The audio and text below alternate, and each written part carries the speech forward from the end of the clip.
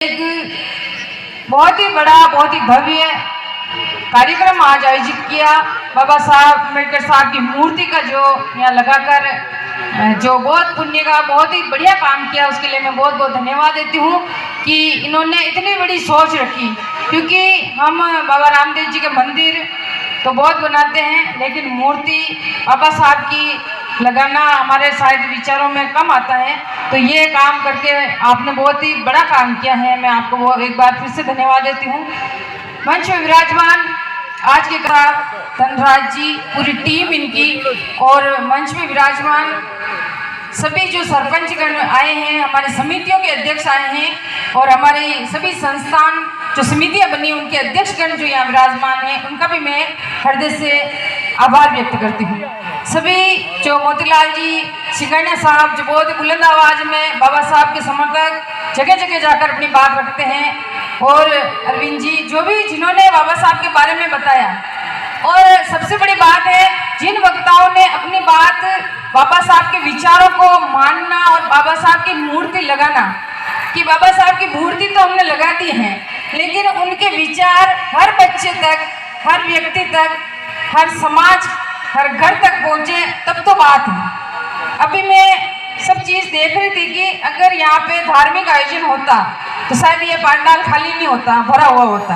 लेकिन बाबा साहब की मूर्ति के बारे में जो अभी कार्यक्रम रखा, बहुत कम समय में रखा, इसलिए शायद कम संख्या में उपस्थित हुए जो आए हैं उनको मैं धन्यवाद देती हूँ कि आपने ये समय निकाला कि हमें बाबा साहब ने जीने का अधिकार, बाबा साहब ने शिक्षा का अधिकार, बाबा साहब ने समानता का अधिकार दिया, और आज हम यहाँ विराजमान हैं। क्योंकि मैं आपके सामने प्रत्यक्ष उदाहरण हूँ कि आज एक इतना मंच भरा हुआ है हमारे, उन सबके बीच में मैं एक राजनीति में एक वोट की ताकत से एक महिला के रूप में, जो महिलाओं के साथ समानता का और शिक्षा का अधिकार दिया बाबा साहब ने, उसी का परिणाम और उसी का उदाहरण हूँ कि आदरणीय रामलाल जी जाट साहब जो मंत्री थे, उन्होंने पहल की, और कंवर जी भाई साहब भी थे, बहुत सारे जो हमारे साथ थे, हमारे पार्टी के साथ, उन्होंने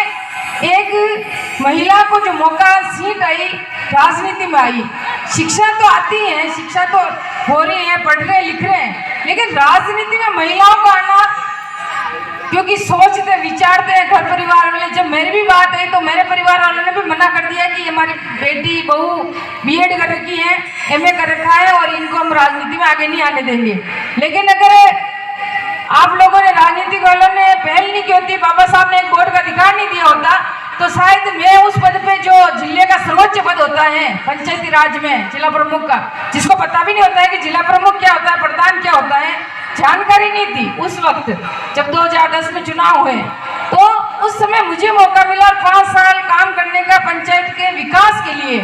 कि पंचायत में हमारे एससी वर्ग के लिए, एसटी वर्ग के लिए कहाँ पर काम नहीं हुआ। मैं रामलाल जी को बहुत बहुत धन्यवाद देती हूँ, हृदय से। हमारा समाज आपका ऋणी है कि भीलवाड़ा जिले में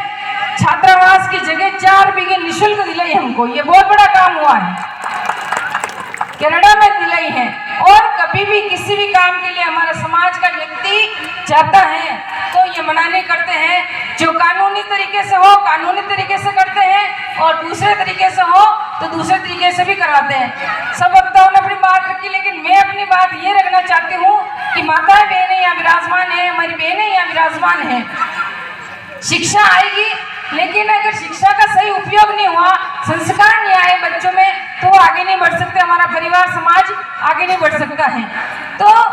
शिक्षा से हमें साहस आता है, आत्मविश्वास मिलता है। अगर कोई व्यक्ति को सरकार की योजनाएं लागू हो गई, सरकार का फायदा लेना चाहिए, और वो अंतिम पंक्ति में खड़ा है और वो अपनी बात नहीं रख पा रहा, पढ़ा लिखा है, फिर भी अपनी बात नहीं रख पा रहा है, या अपनी बात को आगे तक नहीं पहुंचा पा रहा है, तो उसका पढ़ा लिखा होना भी कोई मायने नहीं रखता है। अगर वो पढ़ा लिखा है और उस योजना का फायदा, चाहे हॉस्पिटल में हो, चाहे थाने में जाके बात रखनी हो, चाहे अदालत में जाके बात रखनी हो, या और कहीं जगह जाके अपनी बात रखनी, अपनी आवाज़ उठाने का अगर उसमें समझ है, तो बाबा साहब के विचार और उनके काम करेंगे जो उन्होंने लिखा है हमारे लिए। बाबा साहब ने कहा था कि ज्ञान जो है हमें शिक्षा से आएगा, और ज्ञान जीवन जीने का आधार बनता है। अगर हमारे में ज्ञान नहीं है तो हम देश विदेश में कहीं भी चले गए तो हम वहाँ पे जाके फेल हो जाएंगे। तो शिक्षा होना और ज्ञान आना, ज्ञान भी शिक्षा से ही आता है। बाबा साहब ने तो इतने अच्छे हमारे अंदर विचारों में परिवर्तन लाने का काम किया कि विचार शक्ति जिस दिन बदल जाएगी हमारा तो हमारा उद्धार हो जाएगा। कि शिक्षा वो दरवाज़ा है जो तरक्की के सारे दरवाजे खोलता है। किताबें खुद चुप रहती हैं, लेकिन अगर उसका ज्ञान मिल जाए तो हमें बोलना और लड़ना भी सिखा देती हैं। तो ये चीज़ें हमें जीवन में हर बच्चे को बतानी पड़ेगी। अगर मूर्ति बना दी, कभी छोटा बच्चा आकर पूछ लेगा कि ये मूर्ति किसकी है और क्या आने वाले समय में हम क्या करें इनका, तो हमें संविधान के बारे में, जो हमें कानून में हर जगह जो बनी हुई चीज़ें हैं, संविधान के अंदर जो चीज़ें आती हैं, चाहे अनुच्छेद हैं, चाहे धारा हैं, अनुसूचियाँ हैं, शिक्षा के साथ साथ वो चीज़ हम घर में अगर नहीं बताएंगे बच्चों को तो वो आगे नहीं बढ़ सकता है। तो हम सबको चाहिए कि हम जगह जगह बाबा साहब की मूर्ति लगाएं, लेकिन बाबा साहब के जीवन के बारे में बताएं कि बाबा साहब ने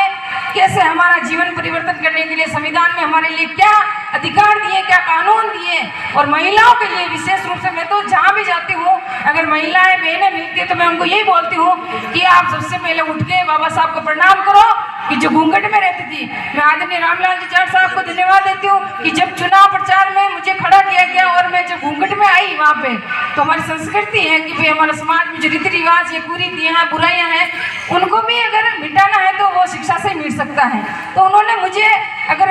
मंच पे आकर ये नहीं कहा होगा कि भाई आप बोलो, दो शब्द बोलो, दो शब्द बार बार मुझे कहते थे, तो मैं तो आभारी हूँ इनकी कि उन्होंने मुझे हर वक्त मंच पे मौका दिया बोलने का, तभी मैं इतनी बुलंद आवाज में आप सबके सामने बोल पा रही हूँ और एक समाज में जो हमारे समाज का विकास हुआ,